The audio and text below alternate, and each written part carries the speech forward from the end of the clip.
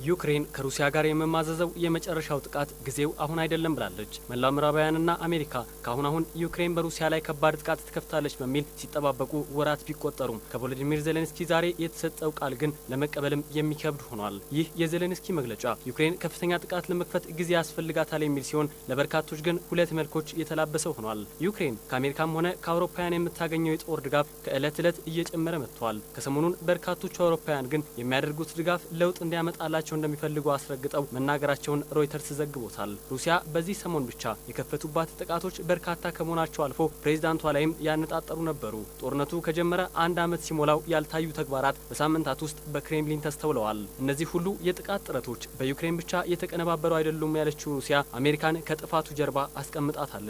ዩክሬን አሁን ላይ የያዘቻቸው አካሄዶች ውስብስብ እየሆኑ መጥተዋል የሚለው የቢቢሲ ዘገባ እንደሚያመላክተው ከሆነ ኪየቭ በሁሉም መንገድ የገሃድ ጥቃቶችን እያለሳለሰች ጥቃቱን ውስጥ ለውስጥ እያስኬደች መሆኑን ያነሳል። ለዚህም እንደ ማመልከቻ ያነሳቸው የሰሞኑን ጥቃቶቹን ለዩክሬን እንደ አንድ ድል ቆጥሯቸዋል። የሆነው ሆኖ ዜሌንስኪ በዚህ ጦርነት መልሶ ማጥቃቱን ከጀመረን በዓለም ጦርነት ታሪክ አዲስ ነገር ይፈጠራል ብለዋል። ነገር ግን ይህንን ለመፍጠር ከመላው ወዳጆቻችን የተገባልን ቃል መፈጸም አለበት ሲሉም ተደምጠዋል። ሁሉም የጦር ድጋፎች በእጃችን ሲገቡ ሁሉም ነገር ያበቃለታል ያሉት ፕሬዝዳንቱ የተገባላቸውን ቃል እየጠበቁ እንደሚገኙም ነው ያነሱት። የሚያስፈልገንን ሁሉ በማሟላት ላይ እንገኛለን። ሁሉም ነገር ተቻክሎ የሚሆንበት ጊዜ ላይ አይደለንም። ብዙ ነገሮች እየጠበቅን ነው። ተጨማሪ ጊዜ እንፈልጋለን። ለዚህም ጥቃቱን ለመክፈት ቃል የተገቡልን የጦር መሳሪያዎች ሊደርሱን ይገባል። ከዚህ በፊት በተለያዩ ዛቻዎችና እየገፋን ነው የሚል ንግግራቸው የሚታወቁት እኒህ ሰው አሁን ላይ ምን አቀዘቀዛቸው የሚለውም አነጋጋሪው ነው። በሌላ በኩል ፕሬዝዳንቱ በርካታ የጦር ስራቸው በአሜሪካ እየተቃኘ እንደሆነ ይነሳል የሚለው የአናዶሉ ዘገባ ሁኔታውን እንዲህ ይገልጸዋል። ዩክሬናውያን አሁን የጦር ሜዳውን ሂደት በሚስጥር ለመያዝ ጥረት እያደረጉ ነው። ይህ አካሄድ ከዚህ በፊት የከፈሉትን ዋጋ ለመመለስ የሚረዳቸው ስለመሰላቸው ቀጣይ ጣፋንታቸውን ብቻቸውን ለመወሰን የያዙት ሚስጥር እንደሆነም ያነሳል። ዜሌንስኪ ምንም እንኳን የጦር አካሄዱን ድብቅ ቢያደርጉትም በዛሬው ንግግራቸው ኔቶ ሙሉ በሙሉ ጦርነቱ ላይ እጁን ማስገባቱን አረጋግጠዋል። ይህንን የሚያጠናክረው የፕሬዝዳንቱ ንግግርም ኔቶ ያሰባሰባቸውን ወታደሮቻችን እያሰለጠነልን ነው፣ ይህ ደግሞ በሜዳችን ጨዋታ ቀያሪ እንደሚሆን አልጠራጠርም የሚል ነው። እስካሁን ባለው የጦርነቱ ሂደት በርካታ ዜጎቻችንን አጥተናል ያሉት ዜሌንስኪ አሁን ግን ይህ እንዲደገም አንፈልግም ብለዋል። ዜጎቻችንን መጠበቅ ግድ ይለናል። የራሳችንን መንገድ ከተጠቀምን ስኬታማ እንሆናለን። ወታደሮቻችንን መጨረስና ማባከን ተቀባይነት የለውም። መጠበቅ አለብን። የሚሆነውን ሁሉ ለማድረግ አሁንም ጊዜ እንፈልጋለን።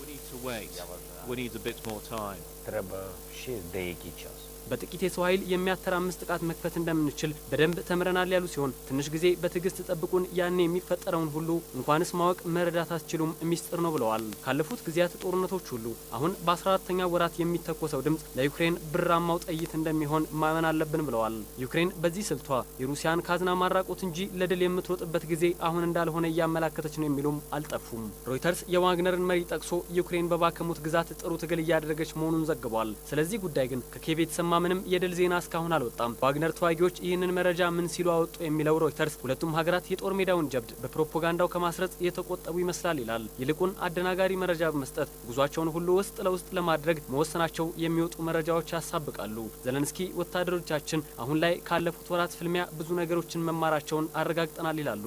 ሩሲያ ባለፉት ወራት የተጠቀመችውን የቀዝቃዛ ውጊያ እኛም ለመጠቀም ተገደናል ማለታቸውም በዘገባው ተካቷል። ፕሬዝዳንቱ በረጂዎቻቸው ዘንድ ከፍተኛ እምነት እንዳላቸውም ንግግራቸው አንስተዋል። የአሜሪካው ፕሬዝዳንት ጆ ባይደን በቀጣዩ ምርጫ እድሉ ባይቀናቸው ምን ይውጣችኋል በሚል ለተነሳላቸው ጥያቄም ለጋዜጠኞች ምላሽ ሰጥተዋል። ምላሻቸውም እኛ በአሜሪካ ኮንግረስ የሁለትዮሽ ተቀባይነታችንን ማጽናት ስለቻልን በሱ አትጠራጠሩ፣ ስጋት አይግባችሁ የሚል ነበር። ቆይ ግን አሉ ፕሬዝዳንቱ ማብራሪያቸውን አቋርጠው፣ ያኔ በምርጫው ወቅት የት እንደምንደርስ ምን ታውቃላችሁ፣ ድሉ ያኔስ ቢሆን ማለታቸው ደግሞ አግራሞትን ፈጥሯል። በዚህ ንግግራቸው ከጋዜጠኞቹ የቀረበላቸው ጥያቄ ከሰላም ንግግሩ ጋር የተያያዘ ሆኗል። ዩክሬን ይህንን በተመለከተ ባለ 10 ነጥብ ቅድመ ሁኔታ ማስቀመጧን ነው ፕሬዝዳንቱ የገለጹት። ይህ ባለ 10 ነጥብ አቋም ሩሲያ በጉልበት የወረረቻቸውን መሬቶች የምትለቅበት፣ ለደረሰው የጦር ጉዳት ካሳ የምትከፍልበት ነው ማለታቸውንም ቢቢሲ በዘገባው አስፍሮታል። ከዚህ ሁሉ አሉ ፕሬዝዳንቱ የዚህ ማጠቃለያው ነጥብ ሩሲያን በጦር ወንጀል ተጠያቂ ማድረግ ሲሆን ሩሲያም ያለምንም ማመንታት ውድቅ ማድረጓን ነው ያነሱት። ባለፈው ሳምንት በክሬምሊን የተደረገውን ፑቲን ላይ ያነጣጠረ ጥቃትም በፍጹም እኛ አልፈጸምነውም ሲሉ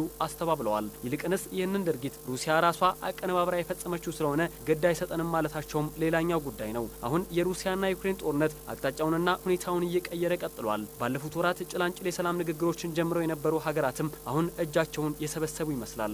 ዘለንስኪ ጠብቁ ያሉት ግዙፍ ጥቃት መቼ እንደሆነ ባይታወቅም ጦርነቱ ግን ለገላጋይም እንዳይመች ሆኖ ሊቀጥል እንደሚችል የሚያሳይ መሆኑን ነው ዘገባዎች የሚጠቁሙት።